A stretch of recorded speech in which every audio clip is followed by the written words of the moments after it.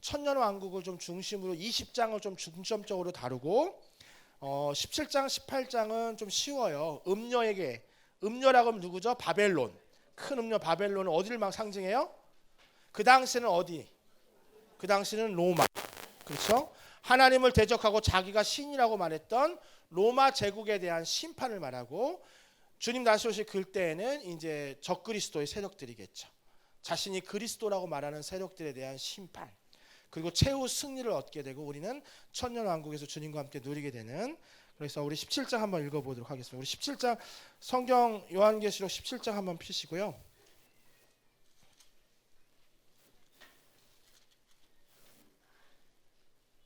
우리 17장 우리 1절부터 2절까지 한번 읽어보겠습니다. 우리 1절 읽어보겠습니다. 시작.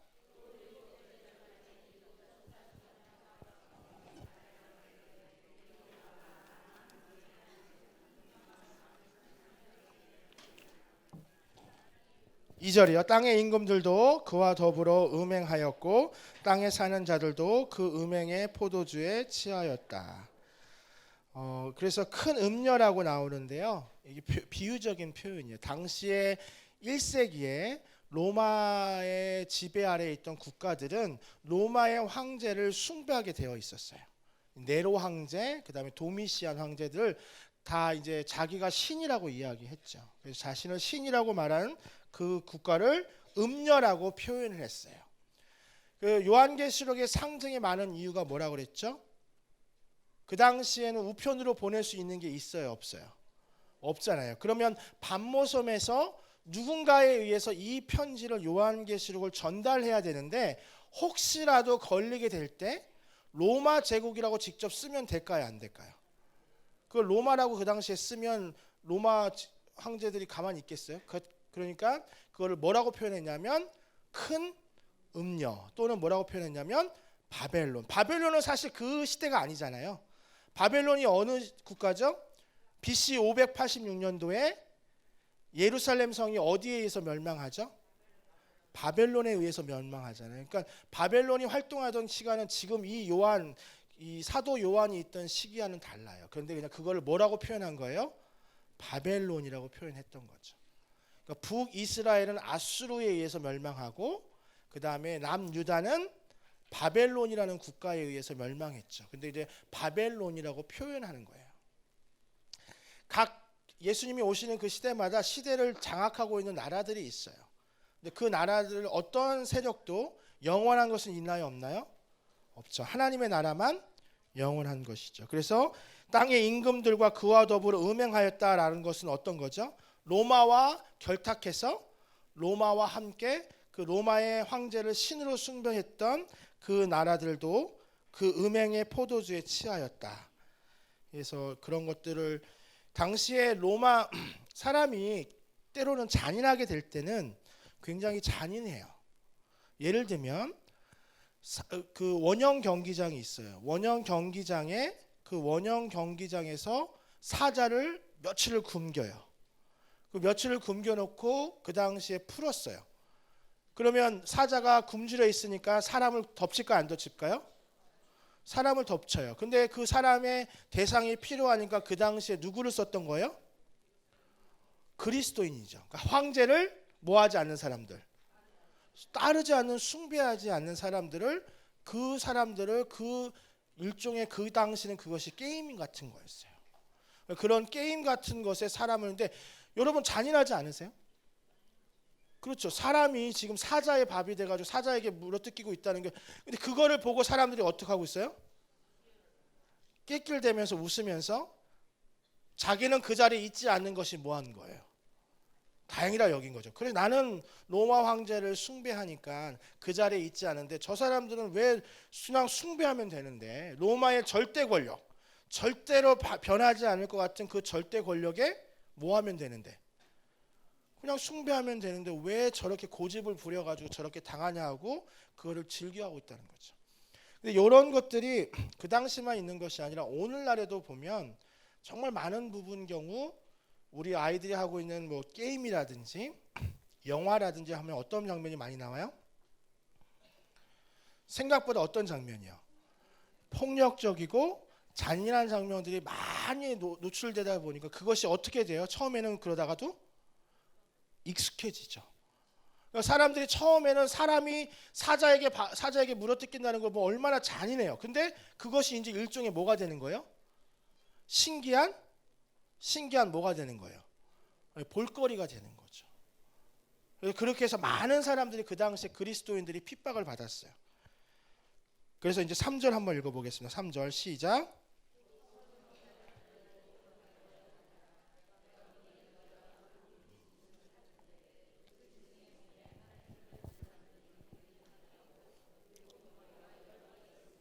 사절이요.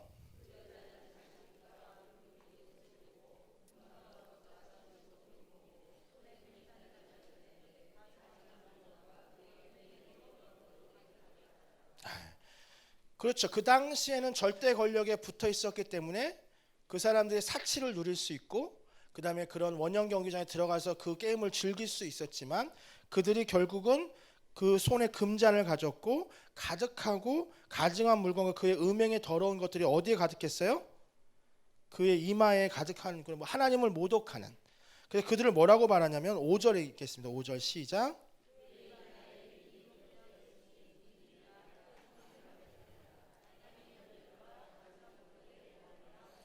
그 이름을 뭐라고 불렀어요? 큰 바벨론이라고 불렀죠. 그 다음 6절 읽어보겠습니다. 시작.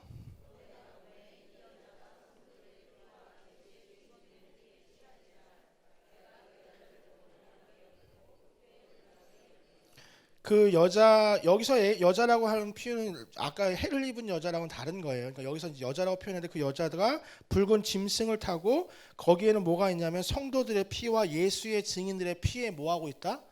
취해 있다. 그 당시에 갖고 있는 로마가 갖고 있는 절대 권력에 순종해 그것을 따르는 사람들과 그 사람들이 누구를 가지고 즐겼냐면 그 당시에 그리스도인들을 희생물로 삼은 거예요. 근데 그 현상이 앞으로도 어떻게 해요? 어떻게 될 수 있다? 예수님 오실 마지막 때에 똑같은 현상이 벌어질 수 있다는 거죠. 7절로 계속 설명하고 있고요. 8절에서는 계속 이 짐승에 대한 설명이에요. 이 짐승에 대한 설명이 계속해서 등장하고 이 짐승이 계속해서 그 절대 권력을 가지고 많은 사람들의 증인들의 피를 가지고 그 피를 마시면서 절대 권력을 계속 하지만 결국 그 바벨론이 어떻게 된다는 거죠? 결론은 18장에 보면 그 결론이 뭐예요? 패망할 것이다. 그래서 18절에 보면 바벨론의 패망이 나와요. 그러면서 바벨론에 대한 심판이 이제 이야기되고 있는 거죠. 그래서 바벨론의 이제 17장은 앞으로 쭉 읽어보시면 되고요. 18장에 보면 바벨론의 패망에 대해서 한번 보겠습니다. 우리 1절, 2절 읽어보겠습니다. 시작.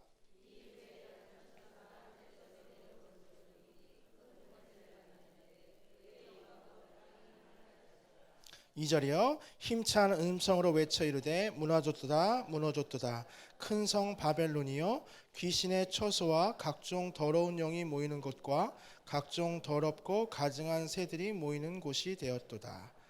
이 각종 더러운 곳이 가득한 곳이 어디예요? 바벨론이죠.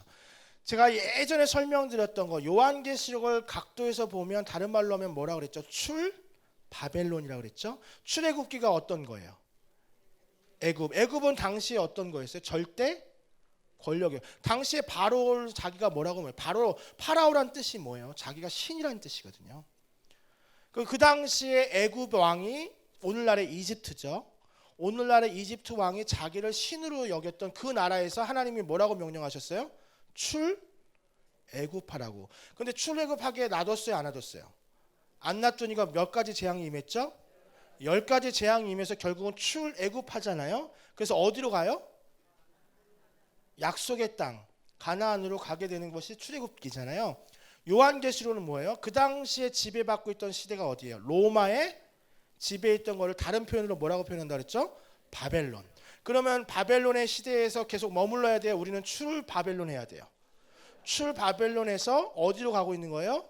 새 예루살렘, 약속의 땅을 가는 거죠. 근데 가는 여정에 뭘 만나요? 재앙을 만나죠. 재앙을 만나면 믿음이 흔들려요, 안 흔들려요? 그래서 배도하는 일이 생겨요, 안 생겨요? 생기지만 우리 믿는 성도들은 끝까지 배도하면 돼요, 안 돼요? 안 된다는 거죠. 이것이 너무나 간단한데 이 간단한 것을 우리가 분별할 수 있는 능력이 별로 많지 않다는 거예요. 제가 예를 하나 들게요. 자, 여기에 5만 원짜리 하나가 있어요. 여기에는 100원짜리 하나가 있어요. 자, 그러면 제가 나오라고 말합니다. 한 분한테. 실제로 해보고 싶으시죠?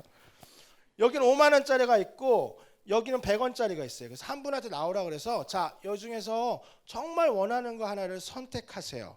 라고 하면 고민하실 분. 어떡하지? 고민 안 하죠? 왜요? 5만 원의 가치가 100원의 가치보다 뭐하다는 걸, 크다라는 걸 우리는 분명히 알고 있어요. 그런데 이 땅을 살아가는 그리스도인이 세상에서 말하는 가치와 천국 하나님 나라에 대한 가치를 볼 때는 어떻게 한다는 거예요? 헷갈려 한다는 거예요. 하나님 나라의 가치는 영원하고 하나님 나라의 가치를 우리는 따라야 된다는 걸 알면서도 우리는 100원짜리와 5만 원짜리는 명확하게 구별하면서 이 땅을 살아가면서 분별하는 눈이, 즉 하나님 나라의 가치와 이 세상이 말하는 가치를 어떻게 하고 있다는 거예요? 혼동하고 있다는 거죠. 혼동 안 하는 사람이 있어요. 누구냐면 바로 어린아이예요. 어린아이는 5만 원이냐 100원짜리의 가치를 따지지 않고 거기에 누가 있냐를 따라가요. 5만 원짜리가 아니라 100원짜리 엄마가 있으면 어린아이는 어디로 갈까요? 엄마한테 가요. 아이들은 정확하게 자기 하늘에 계신 아버지를 따라가는 거를 그러니까 어린아이를 내게 오는 것은 뭐 하지 말라 그래요? 금하지 말라 그러죠. 그러니까 우리가 영적인 그 어린아이의 눈이 있어야 되는데 이 땅을 살아가면서 신앙생활을 오래 하면서도 이거를 분별하는 것이 있어요, 없어요? 없다 보니까 무엇을 해야 할지 안 해야 될지를 모르는 거예요. 그래서 우리 따라합시다. 영적인 분별력을 가지자. 아멘. 영적인 분별력이 없으면 어떤 것이 더 옳은지 그른지를 몰라요. 그런데 영적인 분별력을 구하는, 영적인 분별력을 높이는 가장 좋은 방법은 훈련인데 어떤 훈련이냐면 우리 따라합시다. 말씀 훈련, 기도 훈련. 이게 분별력이에요. 근데 많은 분들이 분별력 이야기하면 어떻게 기도하냐면 하나님, 내일 제가 긴급하게 중요한 결정을 해야 되는데 제가 오늘 밤에 기도할 테니까 하나님 오늘 밤에 이거나 둘 중 하나 이야기해 주세요. 그럼 하나님이 얘기해 주세요? 물론 가끔은 그렇게 역사하실 때도 있지만 대부분 하나님은 침묵하세요. 근데 그 하나님의 침묵 속에도 하나님의 뜻을 분별할 수 있는 분별력이 있어야 되는데 그건 누구냐? 하나님과 얼마나 가까우냐예요. 하나님과 친밀한 사람은 하나님의 마음을 알아요, 몰라요? 알아요. 저희 막내가 이제 16개월이에요. 말을 할까요, 못할까요? 말을 못하죠. 물론 엄마, 아빠는 아빠를 요즘 잘 안 해요. 엄마만 자꾸 하는데 근데 저희 아내가 아이와 같이 있으면서 의사소통이 될까요, 안 될까요? 돼요. 왜 될까요? 서로 뭐 하니까? 서로 사랑하면 의사소통이 되지 않는 것 같은데도 하루 종일 있어도 행복해요. 왜요? 뭐 하니까? 사랑하니까. 사랑이라는 것이 하나님도 우리도 마찬가지죠. 하나님이 우리의 언어를 알아들을 수 있을까요? 있죠. 근데 우리는 하나님의 언어를 알아들을 수 있을까요? 없을까요? 없어요. 그런데 우리가 하나님과 계속해서 교제할 수 있는 방법은 뭐예요? 기도와 말씀으로 하나님의 뜻을 뭐예요? 분별하는 훈련이 필요하다는 거죠. 그 훈련이 되어진 사람은 하나님의 뜻을 분별해서 오늘 여기 나와 있는 큰 성 바벨론이 아무리 절대적인 권력을 가지고 있는 것처럼 보여도 우리는 분별할 수 있어요, 없어요? 분별할 수 있다는 거죠. 그래서 이 땅을 살아가면서 세상의 가치가 우리를 덮으려고 할 때 우리는 어떻게 해야 돼요? 하나님 나라의 가치를 늘 가슴에 품고 살아야 돼요. 그래서 우리 4절 읽어보겠습니다. 4절 읽겠습니다. 시작.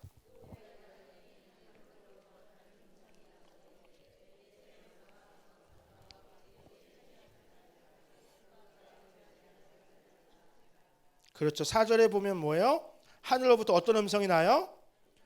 다른 음성이 나서 내 백성, 하나님의 백성아. 하나님의 백성은 어떤 사람들이에요? 그의 뭐에 참여하지 않아요? 죄에 참여하지 않고 그가 받을 재앙들을 뭐예요? 말씀드렸듯이 하나님의 사람들은 마지막 때 예비처에 피해 있어요? 안 피해 있어요? 피해 있죠. 그런데 하나님의 백성들이 그곳에 피해 있는 동안 하나님의 백성들이 보호받을 그곳에서 살아야 하지만 때로는 그것이 쉬워요, 안 쉬워요? 쉬워요, 안 쉬워요? 어렵죠. 여러분 카타콤에 있다 그래서 편해요? 지금 로마가 지배할 때 하나님의 백성들을 카타콤이라는 곳에 피해 있었잖아요. 그러면 거기 있으니까 막 좋아요? 물론 영적인 눈으로 바라보면 그 어디나 뭐예요? 하늘나라이긴 하지만 그곳에 있는 동안 춥고 어둡고 어떻게 배고프고 밖에만 나가면 환한 빛이 보일 것 같은 카타콤을 저도 가보진 않았는데 가보신 분들이 막 뭐 같다 그래요? 미로 같다고 하잖아요. 막 미로 같은 곳에서 숨어 지내고 있었던 거죠. 근데 그곳에서 탈출구는 딱 하나예요. 뭘까요? 나와서 뭐라고 말하면 돼요?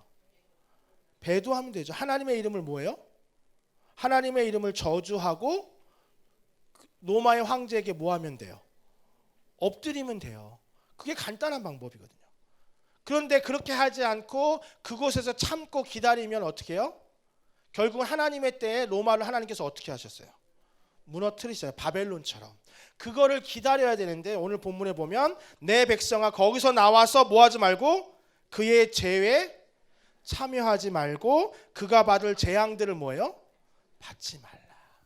우리는 끝까지 죄의 자리에서 멀어지면서 거룩함을 추구해야죠. 이렇게 해서 계속해서 이제 그 큰 성 바벨론이 무너지고 있는 장면들을 쭉 설명해요. 그래서 로마의 오늘 17장과 18장에 이를쯤 되면 우리 그리스도인들은 이제 뭐에 있냐면 거의 뭐에 와 있는 거예요? 마지막에 와 있는 거예요. 그러니까 이제 기쁨에 뭘 기다리면 돼요? 어린 양의 혼인 잔치를 기다리는 거 장면이 19장이에요. 그러니까 19장에 이르기 전에 17장 18장에 하나님께서 믿는 백성들에게 이 큰 성 바벨론 이 성은 곧 멸망하니까 마지막까지 참고 뭐 하라는 거예요? 마지막까지 참고 기다리라고 하는 거죠. 우리 끝까지 참고 인내하시길 바랍니다. 끝까지 참고 견뎌야 돼요. 그런데 이제 끝까지 참고 견디는 것이 쉬워요, 안 쉬워요? 쉬워요, 안 쉬워요? 어렵잖아요. 그렇지만 우리는 이미 요한계시록을 배운 우리는 뭐예요? 뭘 알 수 있어요? 끝까지 참고 견디자. 왜냐하면 그 힘든 시간, 그 힘든 시간들을 조금만 견디면 뒤에 뭐가 나와요? 우리 19장과 20장에 뭐예요? 어린 양의 혼인 잔치가 있잖아요. 그러니까 뭘 상상하고 있어야 돼요? 뭘 상상해야 돼요? 이 혼인 잔치를 상상하면서 기다려야 돼요. 그런데 그 혼인 잔치를 기다리지 못하고 지금 당장에 뭐 배고픔과 어떤 때로는 뭐가 있을 수 있어요? 외로움, 때로는 뭐예요? 고통 이런 것들을 못 참을 때는 당장 나가서 뭐 할 수 있어요? 배도할 수 있어요. 어느 순간에도 우리는 배도할 수 있다는 거죠. 그래서 쉽게 사실 이 땅을 살아가면서 그리스도인을 살아간다는 것이 쉬워요? 쉬워요? 쉽지 않아요? 쉽다고 생각하면 안 돼요. 쉽지 않아요. 정말 어려운 일이에요. 그러나 어려운 일임에도 불구하고 우리가 이것에 하는 것은 뭐예요? 우리가 영적인 뭐가 있기 때문에 눈이 있기 때문에 이것이 더 중요하다는 걸 아는 거예요. 좁은 길과 넓은 길로 예수님은 비유하셨어요. 많은 사람들이 어디를 찾아요? 넓은 길을 찾아요. 우리는 어느 길로 가요? 좁은 길을 걸어가는 거잖아요. 좁은 길은 성경에 보면 좁고 뭐야 한다 그랬죠? 협착하다 그랬잖아요. 찾는 이가 많아요, 적어요? 찾는 이가 적죠. 그럼에도 불구하고 이 찾는 이 길 끝에 우리가 그 영광스러운 천국 잔치를 이해한다면 참고 계속 어떻게 해요? 걸어 나가야 된다는 거예요. 그래서 19장에 보면 어린 양의 혼인 잔치가 나옵니다. 우리 19장 1절 읽어보겠습니다. 시작.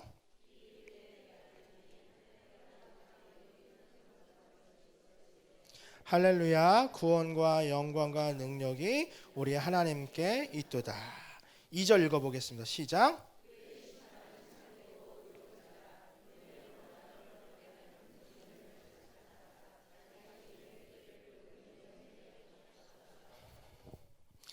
그렇죠. 그 다음 3절 읽겠습니다. 시작.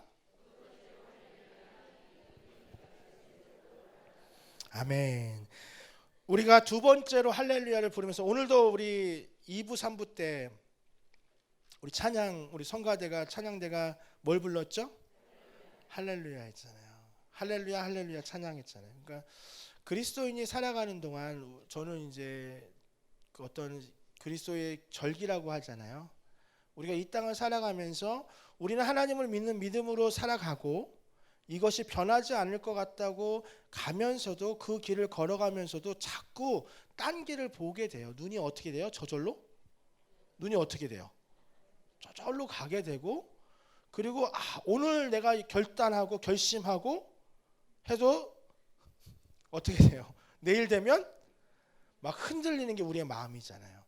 그러니까 이런 교회의 절기들을 지나갈 때 우리의 마음속에는 뭐냐면 오늘 부른 할렐루야처럼 우리가 장차 하나님 나라에서 뭘 불러요? 이 할렐루야를 부를 찬양을 기대하면서 이 시간들을 어떻게 해요? 참고 어떻게 해야 돼요? 이겨나가야 된다. 성가대가 찬양대가 부른 찬양이지만 결국 그 찬양이 우리의 뭐가 되는 거예요? 우리의 뭐가 되는 거예요? 고백이 되는 거죠. 나도 이렇게 살아야지. 그러니까 이제 그러다가도 이제 조금 또 하루 지나면 또 뭐예요? 힘들잖아요. 배고프고 또 힘들고 어려울 때 또 어떻게 해요? 송구 뭐가 나와요? 송구 영신 예배가 다가와야 안 다가와요? 송구 영신 예배가 다가오면 내가 또 올 한 해 어떻게 살았나 회개하면서 내년에 또 뭐예요? 내년에 내가 반드시 믿음으로 살아가리라. 그래서 또 반드시 내가 살을 빼리라. 굳은 다짐을 또 하지만 1월 1일이 되자마자 뭐가 돼요? 온갖 유혹이 다가오고 영적이나 육적이나 우리가 결단하는 것들이 바뀌기 때문에 그때마다 우리가 계속해서 깨어 있어야 되고 또 한 가지는 이런 절기들이 있고 또 한 가지는 가장 좋은 방법이 옆에 있는 신앙의 동역자들이 있어야 돼요. 우리 옆에를 좀 바라봅시다. 우리 더 안 친한 분들하고 옆에 안 있잖아요. 멀리 떨어져 있잖아요. 옆에 계신 분들이 옆에서 일으켜 줘야 돼요. 신앙생활은 혼자 하면 어떻게 돼요? 혼자 하면 어떻게 돼 있어요? 넘어지게 되어 있어요. 내가 오늘 아무리 결심해도 혼자 길을 걸어가면 어떻게 될 수 있어요? 우리 전도 폭발 하시는 분들도 알겠지만 전도 나갈 때 혼자 나가요? 혼자 나가지 않잖아요. 예수님께서도 그렇게 가르쳐 주셨지만 우리가 그래서 교회에서 신앙생활 할 때는 이런 하나님의 나라의 절기들과 또 한 가지는 옆에 있는 신앙의 동역자들이 잘 옆에서 있어줘야 돼요.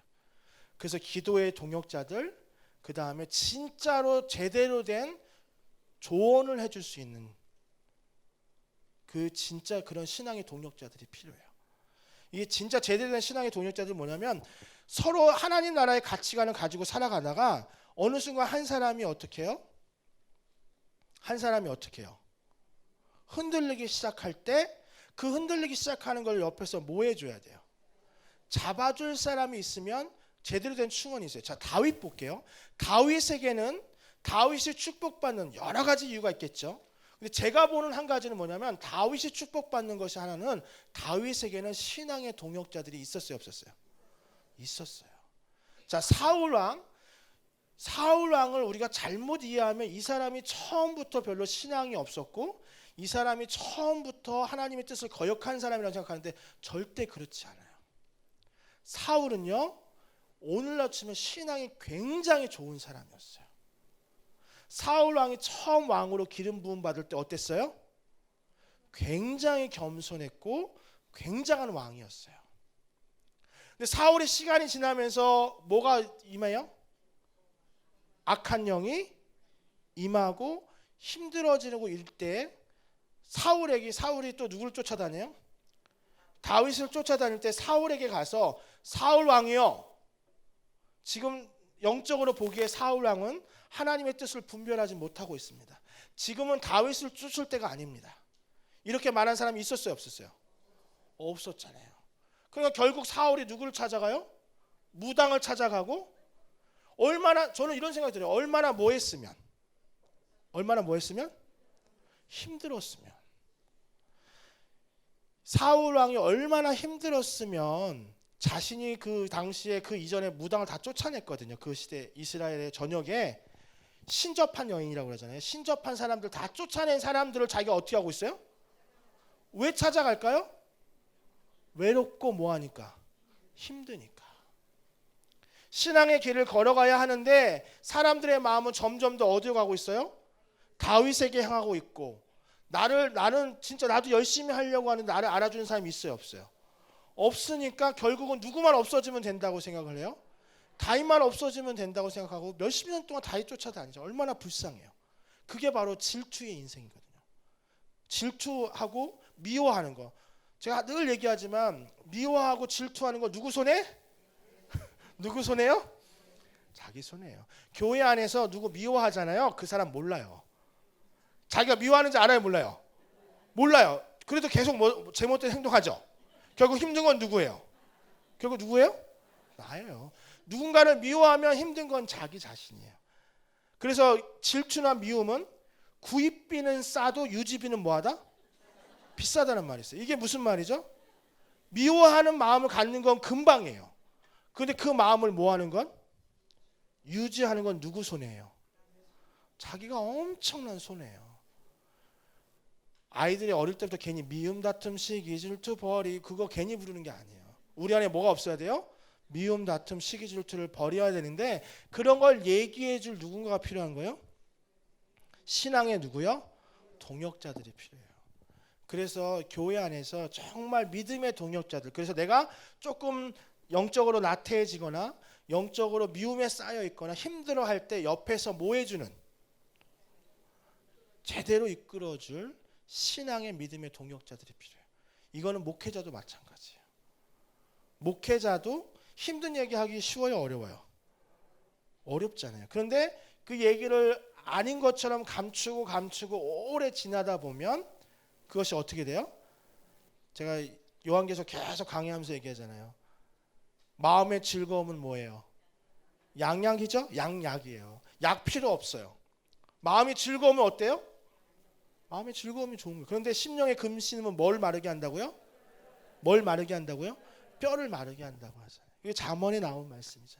그러니까 그만큼 우리의 삶에서 기쁨으로 살아갈 수 있도록 옆에서 신앙의 동역자들이 함께하고, 이 시간들을, 그래야 우리가 뭘 견딜 수 있어요? 이 7년 대환란의 시간을 어떻게 할 수 있어요?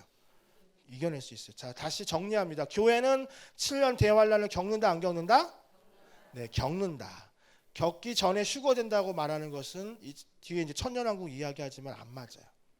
교회도 환란을 겪어요. 그러나 다 겪는다, 안 겪는다? 전반기 지나고 나서 하나님께서 어떻게 하신다? 처소를 예비해서 보호하신다. 그런데 보호받고 난 후에도 막 갑자기 막 어때 리조트 같은 데 가가지고 휴양지에서 기다리는 건 아니에요. 맞죠? 이게 보호는 받아서 나중에 7 나팔 이후에 7 대접의 재앙은 안 받지만, 그러나 여전히 이 바벨론이 지배하고 있는 세상에서는 같이 살 수 있어요, 없어요? 같이 없잖아요. 그러니까 우리가 그 시간들을 또 3년 반이라는 시간을 참고 뭐 해야 돼요? 인내하다 보면 이제 오늘 19장에 어린 양의 혼인잔치에 참여하면서 우리가 할렐루야 하죠. 그 다음 우리 5절 읽어보겠습니다. 시작.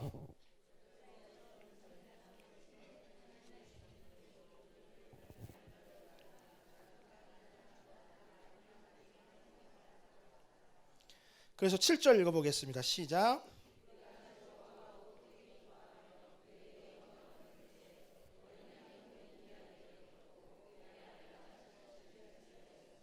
그 다음 8절이요.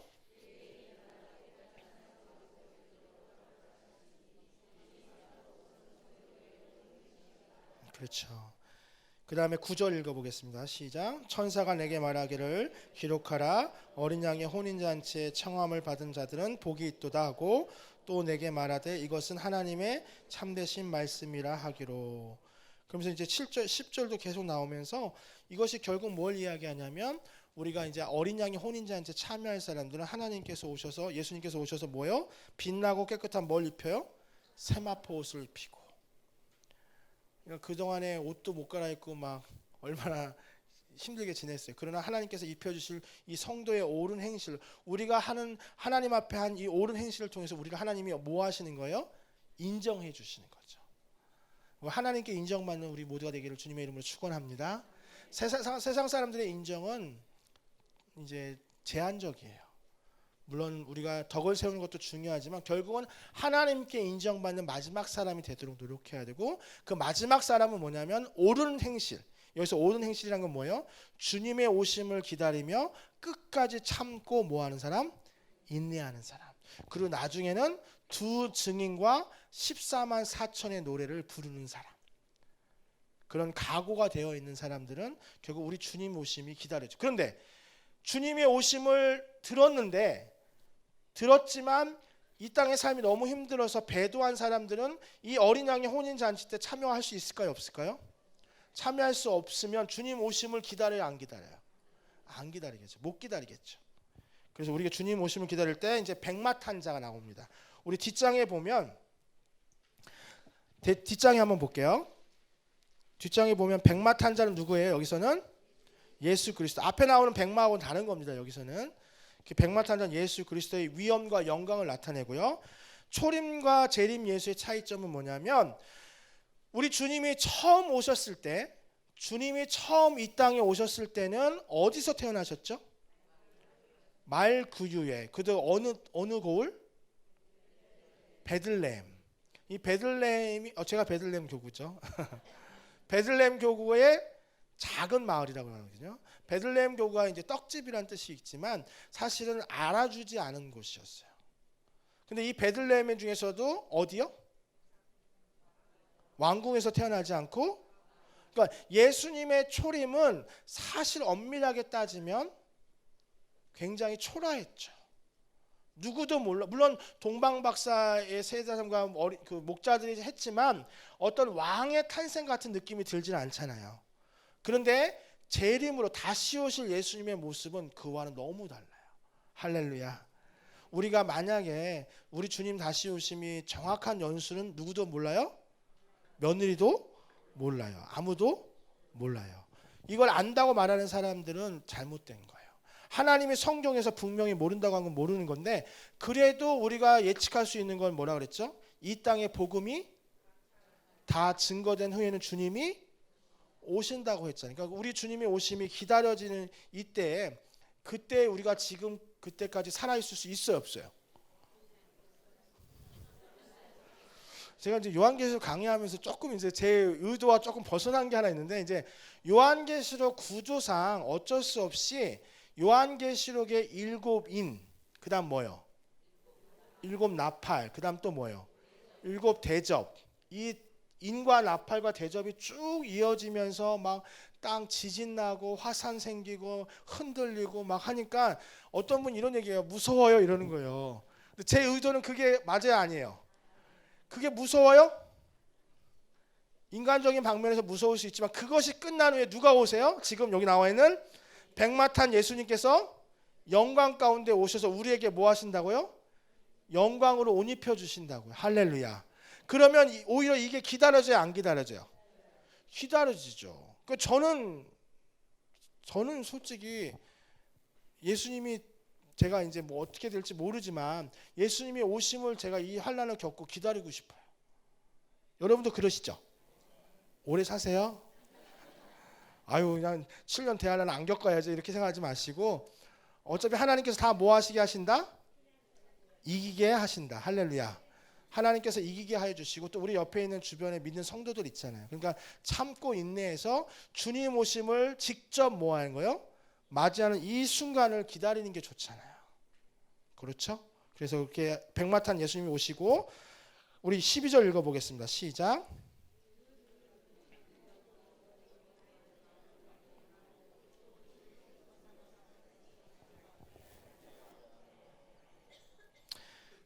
피 뿌린 옷을 입었다라고 하는데 그 이름은 하나님의 말씀이라 칭하고 그 다음 14절 읽어보겠습니다. 시작.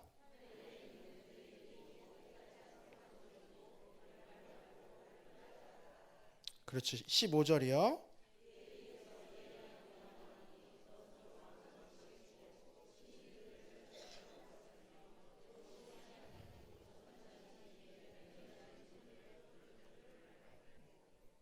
이렇게 해서 지금 예수님의 백마 타고 오신 재림을 표현하는 모습이고요.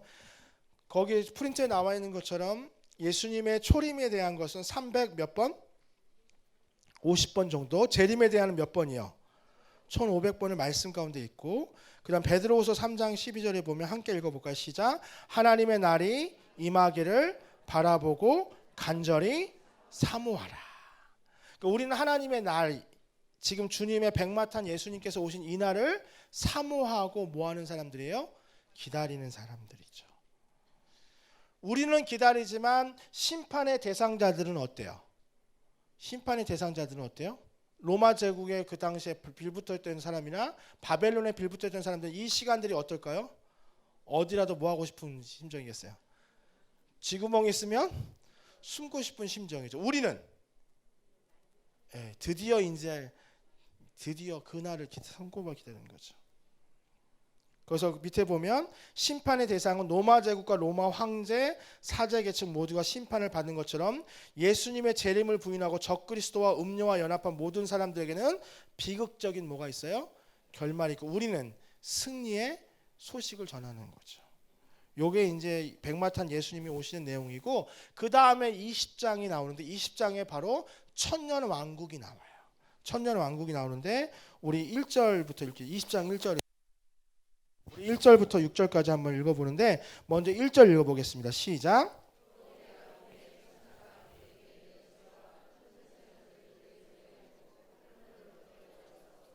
그러니까 이제 예수님께서 백마 타고 오셨어요.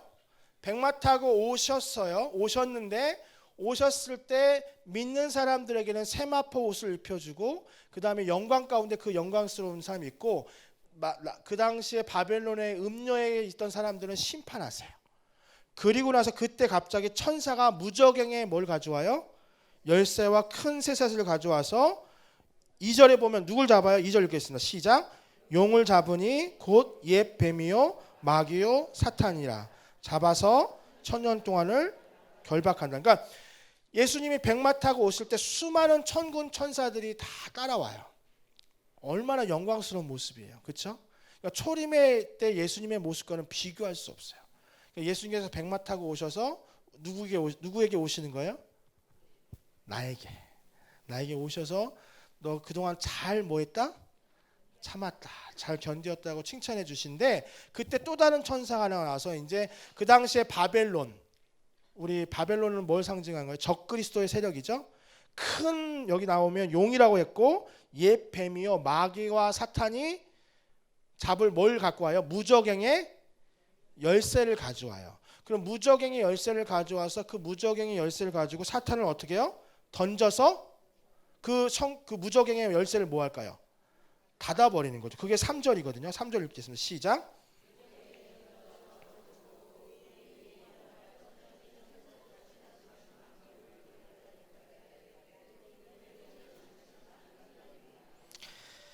여기서 이제 조금 이제 그 이야기를 이제 오늘 이제 천년 왕국을 잘 이해하셔야 돼요. 천년 왕국이 뭐냐면 여기 그 전까지 이해 가시죠? 큰 음료에게 내릴 심판을 선포되고 그 다음에 백마 탄 예수님께서 오셔서 믿는 자들은 칭찬하시고 믿지 않는 자들은 심판하시고 나서 무저갱의 열쇠를 가진 사람이 와서 그 사탄 옛 뱀이라고 하죠. 용을 어디다 가둬요? 무저갱에 가두고 그 무저갱의 열쇠를 어떻게 해요? 잠궈버려요. 잠그는 동안 그 천년 동안 마귀는 어떻게 있을까요? 무저갱에 갇혀 있어요. 활동할 수 있어요, 없어요? 활동할 수 없어요. 그러니까 악한 세력들은 다 그 원조가 어디냐면 옛뱀, 누구요? 마귀와 사탄이에요. 적그리스도에게도 권력을 주는 사람도 옛뱀이에요. 그러니까 마귀가 적그리스도에게 권력을 주고 적그리스도를 따르는 거짓 선지자들을 결국 누구를 잡아놓으면? 마귀, 옛 뱀이죠. 이 옛 뱀이랑 용이라고 하는 마귀를 잡아 가둬요. 그러면 성도들은 그 1000년 동안 4절이 나와요. 4절 읽겠습니다. 시작.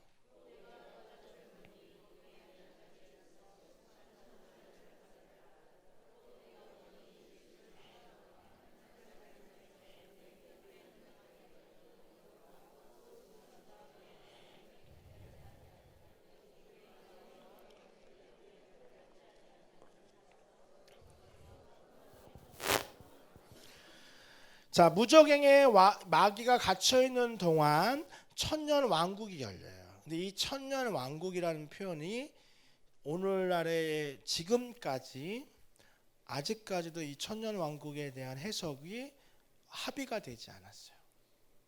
그래서 이 천년 왕국에 대한 해석을 오늘 네 가지로 나눴거든요. 이 네 가지를 잘 들으시면 이해하기 쉬운데 간단한 얘기, 그러니까 설명드리면 이런 거예요. 지금 계속해서 와서 결국은 예수님께서 백마탄 예수님께서 오셔서 모든 것이 다 끝나야 되는데 그 이전에 갑자기 20장에만 성경 전체에 이 천년 왕국이라는 말을 쓰는 데는 여기밖에 나오지 않아요. 그럼 이 천년 왕국이라는 말을 숫자적으로 문자적으로 해석하면 몇 년이에요? 몇 년이에요? 1000년이죠.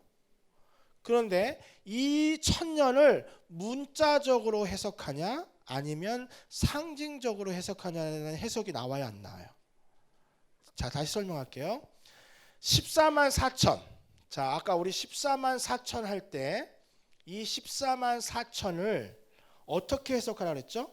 문자로 해석하라 그랬어요? 상징으로 해석하라 그랬어요? 상징으로 해석하라 그랬죠?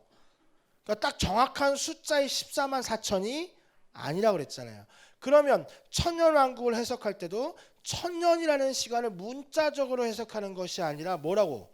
상징적으로 해석하는 사람들이 있고, 아니다, 이번에 나온 이 천년 왕국은 문자적인 해석의 천년 왕국이다라고 보는 사람이 나눌 거야, 안 나눌 거예요? 나누는데 14만 4천 같은 경우는 상징적으로 해석해야 된다는 해석이 거의 맞아요. 근데 이 천년 왕국은 문자적으로 해석해야 된다고 하는 사람들이 조금 더 많지만 문자적으로 해석하면 안 된다고 하는 사람도 생각보다 많아요. 그래서 네 가지가 나오는데 첫 번째 우리 천년왕국 정기 나오죠. 역사적 뭐라고요? 첫 번째 시작. 뭐라고요? 역사적 전천년설. 그럼 이 역사적 전천년설이라고 했는데 이해하기 쉽게 얘기하면 1000년 전에 주님이 뭐예요? 재림하시고 교회는 뭘 통과해요? 환난을 통과하고 가장 뭐요? 성경적인 견해다. 담임 목사님도 역사적 전천년설 주장하십니다. 역사적 전천년설을 주장하시고 한번 말씀하셨죠? 그리고 제가 책으로 얘기하게 하는 이 요한계시록 박수근 교수님하고 정성호 교수님도 역사주의적 전천년설이에요. 그러면 역사주의적 전천년자들은 현재 복음주의 학자들 중에서 60% 이상은 역사주의적 전천년. 근데 역사주의적 전천년설은 뭐냐면 요한계시록 20장 1절부터 6절을 뭐로 해석해야 된다는 거예요? 문자적으로 해석해야 된다는 거예요. 결국 천년 왕국을 어떻게 해석하는 거예요? 문자적으로 해석하는 거예요. 진짜 천년 왕국인 거예요. 그래서 여기서 역사란 말을 왜 붙였냐면요. 역사적으로 가장 오랫동안 지지받았다는 뜻이에요. 전천년설이 뭐라고? 역사, 왜 앞에다 역사를 붙였다고요? 우리도 이런 말 하잖아요. 아, 그 참 역사적이야. 이런 얘기는 뭐예요? 오랫동안 가장 많은 뭘 받았다? 지지를 받았다고 해서 우리나라는 조금 덜해요. 요즘은 좀 그런데 우리나라는 제가 보는 입장에서는 무천년설이 더 많은 것 같아요. 그래서 제가 이제 무천년설만 먼저 할게요. 밑에 읽어볼게요. 무천년설 한번 읽어볼까요? 시작. 교회 시대 동안 성도들이 하늘에서 그리스도와 함께 영적 완농을 하는 것이 천년왕국이고 지상에서 천년왕국은 없다. 사단의 결박을 뭐라고 부르는 거예요? 마귀의 영향력이 약화된 것으로 주장한다. 결국 무슨 말이냐면 이 예수님의 재림 이전, 예수님의 재림 이후 이 사이에 천년왕국이 있다는 거예요, 없다는 거예요? 그러니까 쉽게 설명하면, 자, 쉽게 설명할게요. 앞에 뭐가 붙었어요? 무가 붙었죠. 여러분 무, 배추무가 아니라 그냥 무에 없을 무자예요. 그럼 없을 무자면 천년이 있다는 거예요, 없다는 거예요? 없다는 얘기는 이해하기 쉽게 천년왕국 자체가 뭐예요? 없다. 이거는 문자적으로 해석하면 안 된다는 거죠. 그래서 역사적 전천년설과 무천년설을 잘 이해하는 것이 제가 보기엔 제일 쉬워요.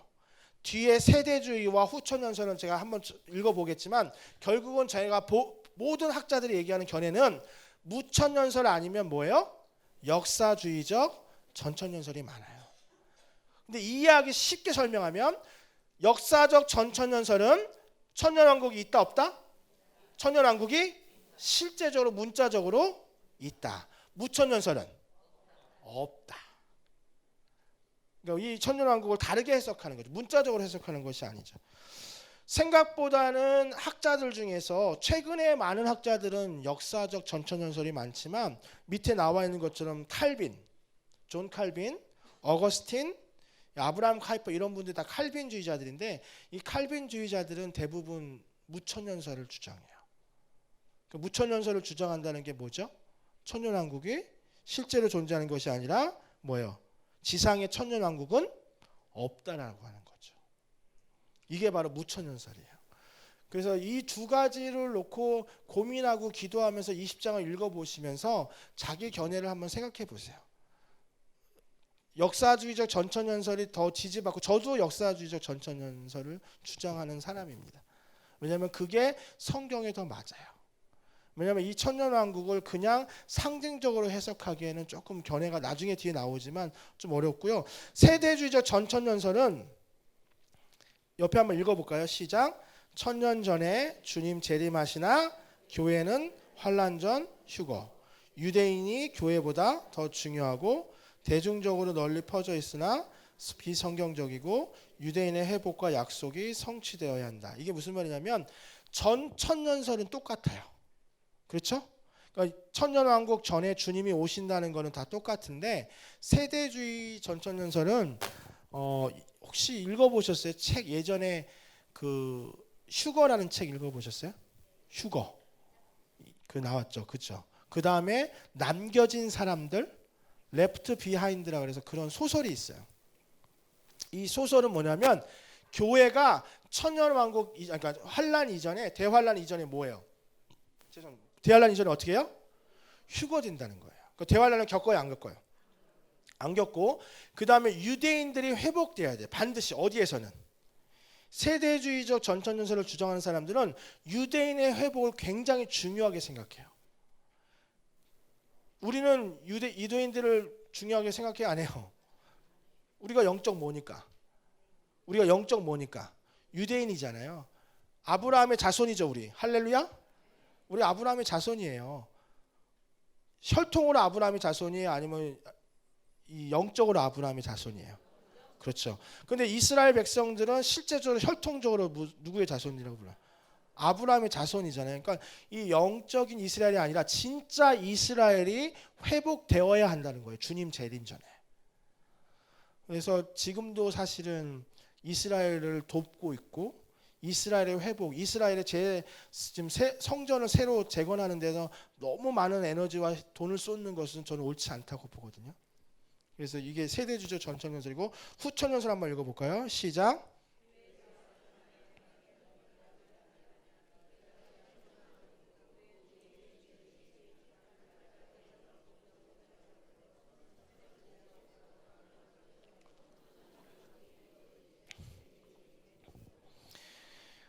사실은 오늘날의 많은 복음주의에서는요, 이 후천년설은 빼버려요. 후천년설은 예전에는 항상 천년왕국하면 네 가지 견해를 이야기했거든요. 네 가지 견해를 이야기했는데 최근의 견해는 뭐냐면 아예 후천년설은 다 빼버려요. 왜냐하면 후천년설은 뭐냐면 교회의 역사상 마지막이 가까울수록 어떻게 되냐면 여기 보면 뭐라고 나와요? 황금기가 도래한다는 거예요. 여러분 그거 상상이 그러니까 무슨 말이냐면 교회가 계속 부흥해서 결국 마지막에 마지막 황금기를 이루고 그때 돼서 뭐 한다는 거예요? 천년왕국이 오고 그 다음에 천년왕국이 지난 다음에 주님이 뭐 하는 거예요? 재림하신 거. 그러니까 지금이 천년왕국이라고 볼 수도 있어요. 후천년설은. 제 말 이해 가시죠? 그러니까 천년왕국이 계속 이루어져서 천년 동안 교회가 계속 발전해요. 그래서 믿는 성도들이 많아지면서 마지막 때 천년왕국이 지나고 나서 주님이 오신다. 조금 안 맞죠? 그게 잘 안 맞잖아요. 근데 의외인 거는 이제 여러 학자들 중에서 이런 학자들이 있었다라는 거죠. 근데 지금은 견해를 받지 못해서 지금 견해는 뭐예요? 역사적 전천년설과 그다음 뭐예요? 무천년설. 요 두 가지 견해를 잘 읽어보시고 이제 다음 주에 천년왕국이 지난 후에 다시 사단이 풀려나요? 안 풀려나요? 풀려나요. 그래서 풀려나서 여기 보면 곡과 뭐예요? 마곡의 전쟁이 일어나는데 역사주의적 전천년설주의가 굉장히 많음에도 불구하고 이 부분을 해석이 아직까지 뭐예요? 명확하게 하지 못하고 있기 때문에 무천년설 주장하는 사람들이 많아지는 거예요. 사실 역사주의적 전천년설이 이 뒤에 부분을 잘 해석하고 견해를 하면 거의 역사주의적 전천년설로 갈 거예요. 근데 여러분 이제 사단이 지금 무적행에 어떻게 했어요? 갇혀 있죠. 그러면 우리 같은 생각이 뭐 하면 돼요? 얘를 풀어줄 이유가 있어요, 없어요? 풀어줄 이유가 없는데 천년왕국이 지난 후에 어떻게 돼요? 풀려나요. 그게 이게 역사주의적 전천년설은 이해가 잘 안 되는 거예요. 그래서 마지막에 꼭 왜 곡과 마곡의 전쟁을 해야 되는지를 이제 다음 시간에 하고 그 다음에 21장에 이제 새 하늘과 새 땅 예루살렘 여기 하고 진도가 마치도록 하겠습니다. 우리 기도하겠습니다. 하나님 어린 양의 혼인 잔치와 천년 왕국을 통하여 하나님 믿는 성도들의 삶의 결국이 우리 주님 다시 오실 때 우리 주님께서 잘했다 칭찬하시며 우리를 주님의 길로 인도하여 주실 줄 믿습니다. 지금은 비록 힘들고 어려울지라도 하나님 다른 곳 바라보지 않고 한 길 걸어가는 순례자의 길을 걸어가는 우리 모두가 되게 하여 주시옵소서. 감사드리며 예수님의 이름으로 기도합니다. 아멘.